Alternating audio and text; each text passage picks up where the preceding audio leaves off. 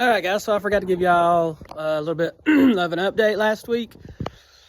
So I've been working with a guy at Scat, Scat Enterprises. Anyway, Scat, connecting rods, crankshafts.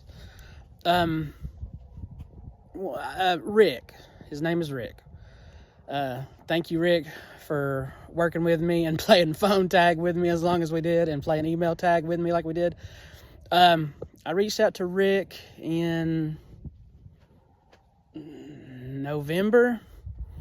I was calling in to get some information on some I-beam connecting rods from Scat. Not your regular I-beams, hold on. And in talking to him, I kind of told him what I was doing, my story and all that. And he said, man, if you ain't in no hurry to order these, he said, hold on, let me shake a tree. Let me shake some trees.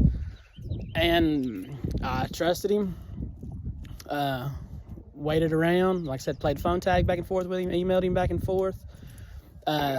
Things didn't work out exactly the way Rick was hoping, but things still worked out phenomenally. He was going to try to get me fully sponsored. That kind of didn't come about, but he got me a deep media discount on some things. So if you've been watching, you know that DSS hooked me up with some trick pistons, some 4030 Chevy 927 pin floating, 1.099 compression height, forged aluminum pistons. And if you're familiar with Forge, you say, well, Kevin, those numbers don't line up, and you're the stock 302. Well, I ain't the stock 302 king, but you're the stock 302 prince, we'll call myself. And that's exactly right. A stock 302 piston has a compression height of 1.61, 1.60, kind of a little bit of a variant in there. So why the shorter piston? Because I have some 5.4 inch Scat I-beam connecting rods on their way, and a forged steel, not forged, cast steel, but it's better than cast iron, a cast steel 3.4 inch stroker crank. And if you're familiar with Forge, you'll say, well, Kevin, that's a 347 cubic inch, and you'd be right. So the Ranger's going to be getting a fire-breathing 347 cubic inch engine, Scat crank, Scat rods, those DSS pistons. Let's see, Blueprint sent us those heads we're going to put on it. Harlan Sharp sent us the rockers for the Blueprint engine heads.